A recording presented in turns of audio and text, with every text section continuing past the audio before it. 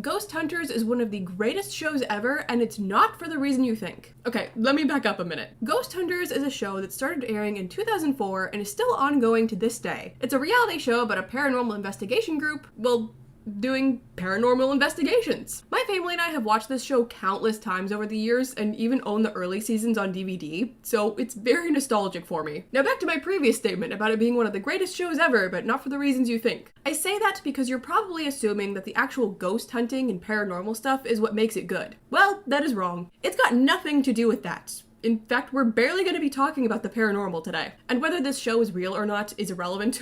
We're not even going to open that can of worms, okay? Everyone is entitled to their own belief on the matter. So if we're not going to be talking about ghosts, what is this video about? The drama. That's right, there's drama in Ghost Hunters, and a lot of it. You wouldn't expect it from a paranormal show, but there's a good bit of it. And I've got to be honest, it's both entertaining and funny. I mean, what can I say? The combination of ghosts and personal drama is both unexpected and addictive. When you watch a ghost show, you're expecting over-the-top reactions and spooky imagery, not arguments and relationships falling apart. So today, I want to tell you all about the weird Ghost Hunters drama because it's just so weird that a paranormal show is filled with it. I hope you are ready to join me on this journey because it is a wild one. So the show begins by introducing us to Jason and Grant, the founders of TAPS, aka the Atlantic Paranormal Society. They started the organization in the 90s after having their own paranormal experiences. Jason and Grant are also best friends and work together as plumbers for Roto-Rooter. These two are together so much, it's a wonder they don't get sick of each other. Though after like 8 seasons, Grant leaves the show and Jason stays, so maybe they did. Anyway, they tell us all of this while bowling for some reason.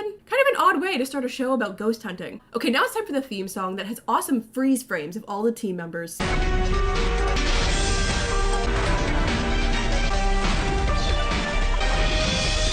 Okay, listen, I am obsessed with these awkward stage freeze frames. Like, Grant, why did you choose that face for your freeze frame? It's so corny, I love it. My family and I have always found this theme song funny, so literally like 7-ish years ago, I remade it.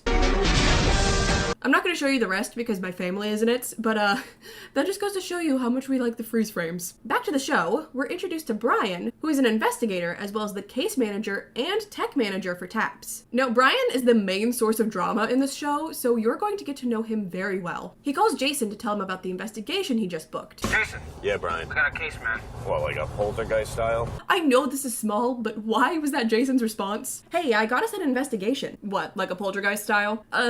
No, he hasn't said anything about a poltergeist. In fact, he hasn't really said much of anything at all. So the investigation is at a house in Pennsylvania, which is an 8-hour drive for them. Jason and Grant are rightfully annoyed that Brian booked a case that far away without consulting them, and he's just kind of like, oops. Before they head out, we meet some of the other investigators. The main ones to really take note of for this video are Steve, Carl, and Keith. Then Brian shows up and says he got fired from his job because they're tired of him taking off so much time for TAPS. Just how many days has Brian been taking off to go hunt ghosts? They head to Pennsylvania and investigate this lady's house. His name's Eddie, Mommy. Eddie, and he's hurt. His head.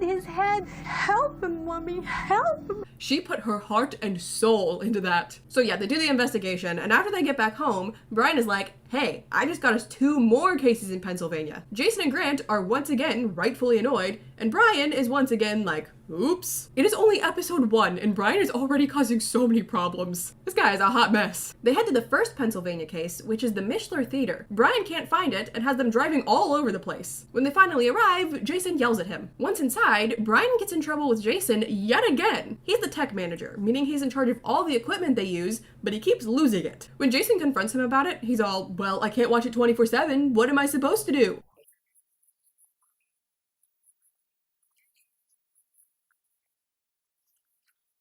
Oh, Brian. Jason and Grant discuss the issue and say that maybe someone else should be in charge of the tech. You better watch out, Brian. Someone may steal your job. Their other Pennsylvania case is at a railroad museum.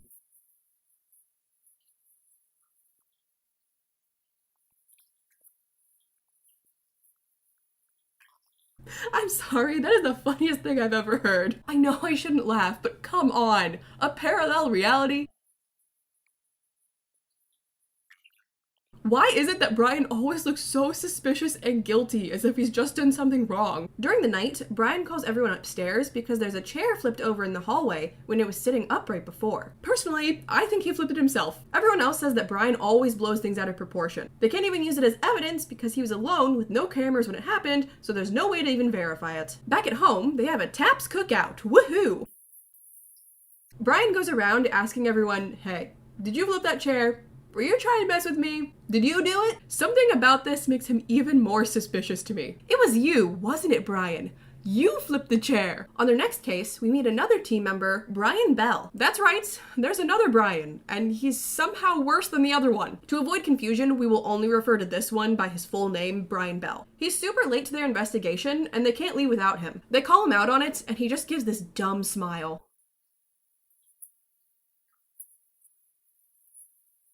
When they get there, Brian Bell starts referring to all of the equipment as his babies, and he doesn't want anyone else to set it up. He's told that it's Brian's job, so he'll set it up. Then he complains to Jason that Brian is cocky and makes him mad. Okay, I don't want to hear it from the guy who called the equipment his babies and made this face when being yelled at for being late. On the next investigation, he throws a fit over Brian being bad at communication, and they have to reprimand him again. I'm already so sick of Brian Bell. But on the bright side, we now get one of my favorite little moments that cracks me up. Keith finds a death portrait of a child. He says that when he looks at it, he feels overwhelming sorrow. He starts to bless it and asks that any child's spirit moves on. Then it cuts to Jason, who says, It's just a picture. Jason does not buy it. I'd really love to hear his thoughts on Carl's parallel reality.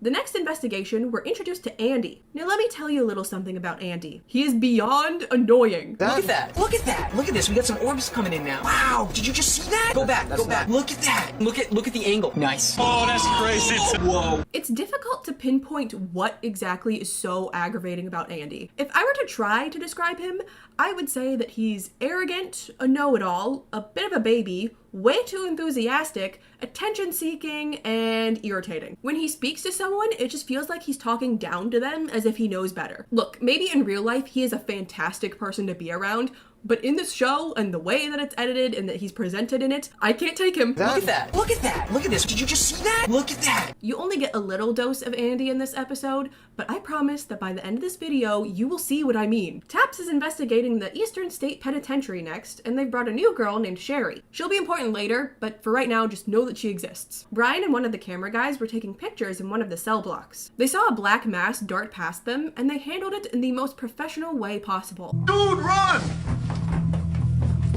Naturally, Brian is made fun of for this. He gets yelled at for running away because that makes Taps look bad, which is fair. If I hired some paranormal investigators to check out my home and they ran out going, dude, run, I might lose faith in them a little. Dude, run!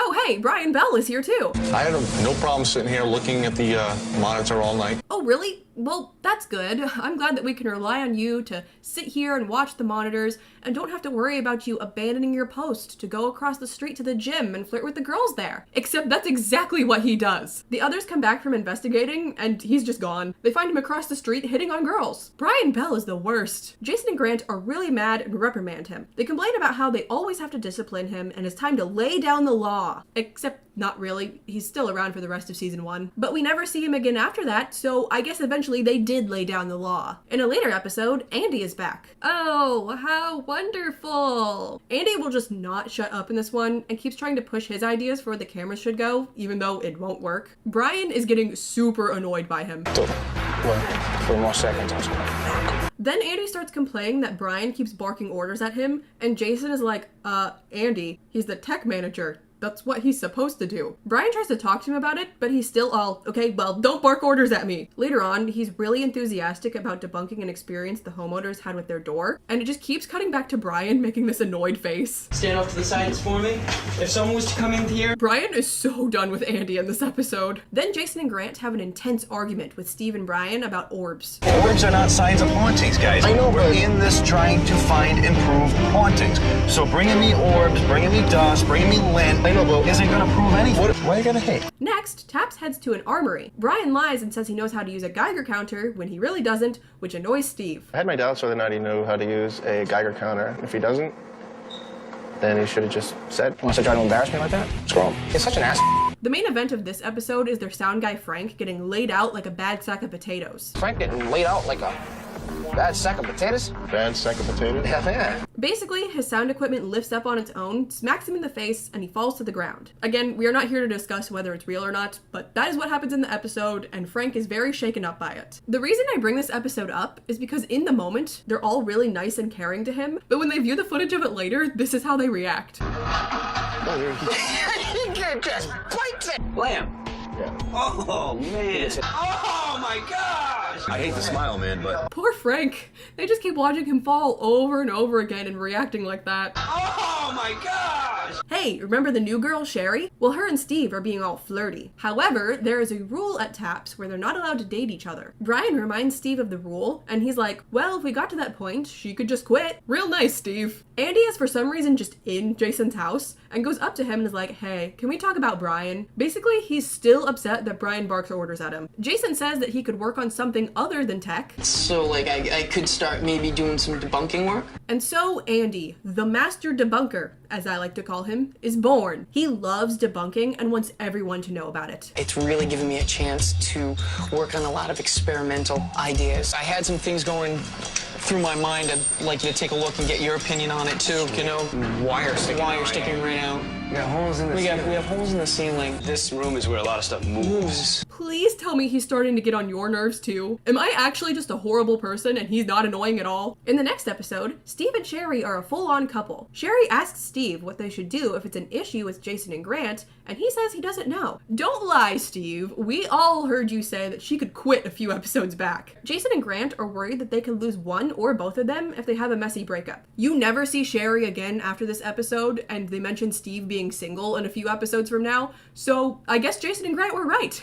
They did lose one of them. So anyway, they're investigating this lady named Linda's house, and she has some really crazy claims of paranormal activity. While she's showing them around her place, she stops and goes, we're being watched by someone outside. They go to check it out, but as soon as they get outside, she's like, oh, it's gone now. They start to investigate and nothing is happening. So Linda walks in and is like, I'm gonna make them come out. They're hiding like a chicken. Throughout the rest of the episode, Taps continues to have no experiences while Linda says stuff like this. You can come out now. They're out. There's spirits in here with us right now. Just walk by him. Go ahead, communicate with them. They're here. When they're alone, he's here. No, there's something around me right now. After all of that, then she just goes, they're done now. You're not gonna get any more activity tonight. They're done. Okay, Linda. To no one's surprise, they catch no evidence, and they think that even if there is something paranormal there, Linda is blowing it way out of proportion. When they meet with her again, she says that the activity started up as soon as they left, and I am obsessed with Grant's reaction. And about 2 hours later, all the activity started right back in again. I said, see, I knew it. Okay. He's just like, okay. They tell her they found nothing, and she's like, yeah, it was weird. I just felt the house go dead while you were here. Okay, Linda. Even though they know that Linda is exaggerating everything, they don't directly call her out on it, and honestly, I don't blame them. I'm a little afraid of her. He's here. We've now moved on to season 2 of the show, and Jason and Grant are discussing how Brian is a huge problem. Apparently off camera, they have now let him go and brought him back 3 times, and he's always lying. They say that he'll tell them that he can't go on investigations because he has work, but then they call his job and they say that he's not even scheduled. They write up an official code of conduct and make Brian sign it. If he breaks it, he's fired, so this is his last chance. They ask Steve to pack everything up for their next case, and he's like, but Brian is in charge of that. He might get mad. And they tell him not to worry about it. Look out, Brian. He's coming for your job. Would you like some tea, sir? I'm gonna break something in this house, I know I am. You know, for as much of a mess as that guy is, Brian can sometimes be a mood. In the next episode, a new investigator named Dustin joins the team. As Brian is training him, he tells him that he screws up all the time. Dustin is like, what? No, I don't believe that. Believe it, Dustin. They're investigating a house, and uh-oh, Andy is back. He feels a pressure on his chest that he believes is paranormal and starts freaking out and saying that he's not okay. You can tell that the others think that he's being overdramatic. Andy gets overzealous. Where Andy had this so-called incident. And I don't know if he works himself up to the point that he actually felt sick. Grant tells them that when those things happen, to let them know, but not make a scene out of it because he freaked out the homeowners, and he's just kind of like, Then Brian and Steve fool around reviewing footage and start fast forwarding it. They get in trouble with Jason and Grant because they went through 36 hours of footage in 10 hours. Did you guys really think you were gonna get away with that one? I mean, that is a huge time difference. For the next few investigations, Brian is constantly on the phone with his girlfriend instead of helping out. You would think he would be on his best behavior knowing that he's on his last chance with Jason and Grant, but I guess not. But speaking of girlfriends, Bruce, the owner of the home they're investigating, can't have any lady friends over because the ghost haunting his place gets jealous and acts up. I can't bring no lady friends here. They ask one of their newer investigators, Kristen, if she'll sit alone with Bruce for a while and pretend to be a lady friend to provoke the ghost. Kristen says no because the house makes her feel really uncomfortable, but my personal theory is that she just didn't want to be alone with Bruce. That girl looked disgusted at the thought of being alone with him, which is fine. She shouldn't have to pretend to be his lady friend if she doesn't want to, but I just think it's funny that she was like, oh no, it's the house. They do get someone to sit with Bruce eventually, and he vents to them about his frustrations with the ghost. Not living no more. I'm living. Brian being on the phone is becoming a huge issue, and setup is taking way longer without him helping. They try to tell him, hey, you're on the phone all the time, and he's like, is that a problem? Yeah, it is. They said that on one investigation, he was on the phone for 3 hours. Brian sits down with Jason and Grant and tells them that he wants to take some time off to work on his personal issues. On the next case, they put Steve in charge of tech, and everything runs way smoother. Oh, that job is his. Then Andy wants to be really smart and debunk something himself, but then Jason and Grant just keep cutting him off and figure it out themselves. I got the website Oh, up. you brought up the website. Logical explanation of why all these would go off at once. One of the keys, portable phone would shut down my wireless routing system. Right. Speaking of Andy, with Brian gone, he is now our main source of conflict. He's a total fanboy for this place called the Ledge Lighthouse that's supposedly really haunted. He asks Jason and Grant if they can go there, and they agree. There's a room there that's referred to as Ernie's room, where apparently some people had some really crazy experiences. While they're still touring the place, Andy is like, I can't wait, I'm going to set up Ernie's room, bye! And Jason and Grant are like, okay, well, don't forget the other rooms. I went upstairs, I saw Ernie's room. I know where the cameras need to go. Yeah. And I think now start running some cable. Hey Andy, that's not your job. You're not in charge of the tech. Steve is. Yeah, so then he fanboys about this place a lot. It's just too cool. Too cool. This is the room. Have you heard of it? So Great. let's go up to the Yes. Yep. Ernie's room. I'm psyched. This is great. They end up having no experiences here, which results in Andy sitting alone in Ernie's room, begging for the spirits to do something. Ultimately, he admits that he was too excited about this case. Yeah, you think? But then, while reviewing the evidence, Andy sees a figure and gets super hyped. He shows it to Jason and Grant, and they say, Honestly, to me, that almost looks like you, Andy. oh my god, that is so funny.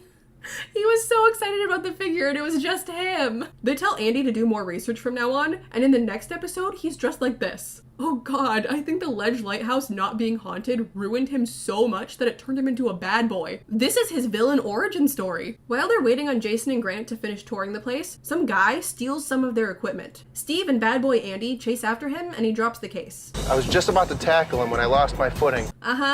Sure, Steve. Jason and Grant start showing where they want cameras set up, and Andy is there taking in all of the info when it's Steve's job. Steve shows up and is like, hey, Andy, why didn't you come tell me they were starting the tour? You should have known better. This comment destroys Andy, and he's going to be very unpleasant for the rest of the night. Dustin is trying to set up, and Andy won't help him, and is all, let Steve call the shots. He got mad, so we're not doing anything without him. And they're like, I don't understand why he was being so difficult. He was just overcompensating to try to please Steve, which is kind of childish. I think I'm gonna stick Steve and Andy together. Okay, Jason, sure. Fuel that drama. Steve asks Andy if he's okay, and he just says that he has a migraine. Then Dustin and Andy investigate together, and he's like, okay, cut the BS, what's wrong? He insists that it's just a migraine, and sadly sits on the floor. Andy really pisses me off sometimes. He gets under my skin. Well, at least someone finally said it. Then Andy gets really excited about a piece of evidence again. That's definitely worth noting. What does Jason have to say about it? I think that my hand or whatever might have gotten in front of it. Shot down again. Jason and Grant decide to meet with Brian to find out what's up with him. They inform the audience that they believe Brian is in a toxic relationship,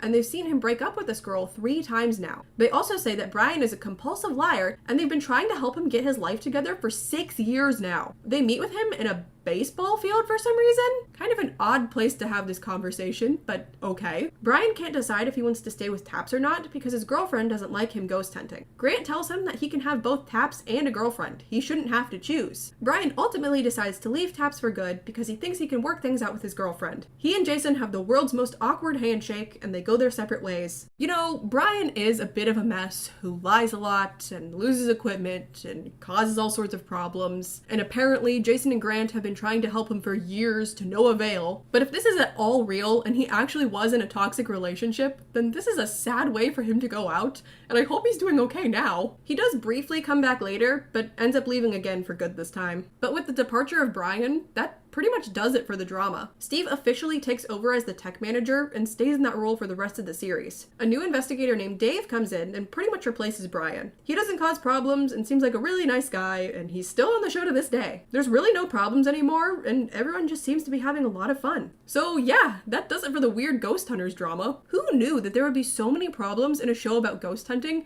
and the ghosts aren't the ones causing said problems, it's the people. Anyway, I hope you liked this video. I know it's kind of a niche topic, but this show is very nostalgic for me, and I've always wanted to make a video on it. If you did enjoy the video, like and subscribe to see more content from me. Thank you guys so much for watching, and I will see you in my next video. Bye! Dude, run!